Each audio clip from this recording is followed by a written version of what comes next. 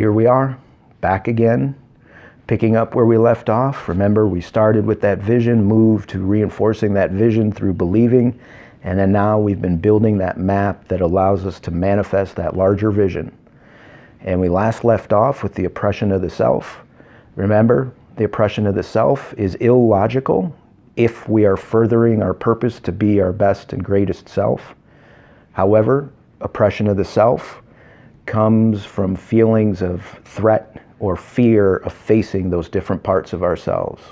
Fears and threats of feeling inadequate or feeling incompetent or feeling unloved or unlovable or rejectable or on and on and on. Okay, so now we want to move to oppression of others. Same logic prevails. It is illogical for one human being to oppress another human being unless there is fear or threat of that other human being. If we were to reflect on what might some of those threats be, those threats might be, I'm threatened by difference. I need to see sameness reflected back to me. I'm threatened by competition. I'm threatened by possible retribution. I'm threatened by a feeling of inadequacy or a feeling of losing position and positionality in this world, on and on. And as we look at different ways in which we oppress each other in different groups, we want to ask ourselves, what is the deeper threat? We're in this amazing time right now where there is truth rising right in front of us, and more of us are seeing it right in front of our face and seizing it instead of letting it slip away. We want to sustain that by recognizing that all these protests that are happening in the United States and around the world, around this historical, persistent, pervasive oppression by society of people who are black, we want to stay with that because that movement is actually leading the movement to equality for all people. So when we look at questions of why do we oppress, we have to start with recognizing that it is illogical if we start with the premise that, and the truth, that all human beings are created equal. Ask yourself, when you pause and reflect on that statement, are you in total agreement with that?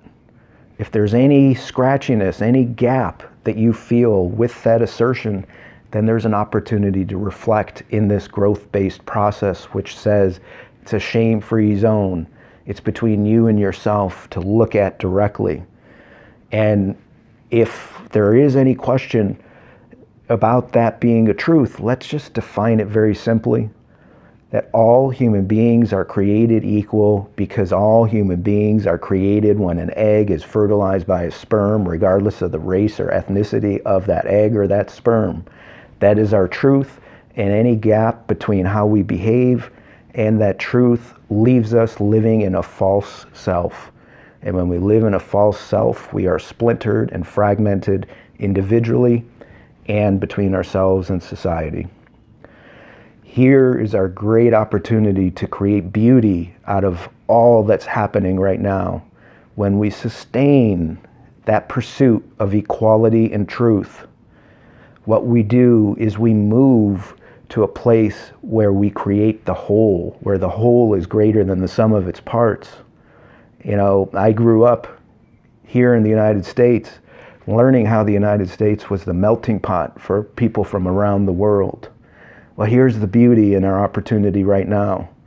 We have the opportunity to take that melting pot that has been filled with oil and water and to turn it into an artifact that says every single human being on this land, in this land, has equal value, has complete equal value to any other human being here. And if we do that, if we create that now and move to that being our legacy of identity that says the whole is greater than the sum of its parts, we will rise and we will shine and we will be our best selves as a whole nation, where we move from the divided United States to a truly united United States.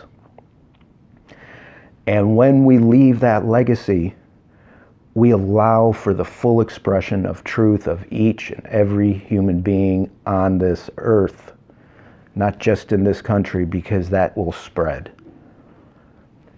Now, ask yourself, do you want to continue to move through that and face whatever fears there may be underlying the prevention of that?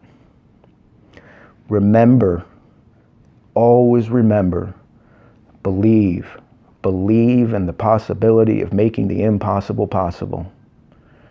Thank you. Sincerely, fellow world citizen.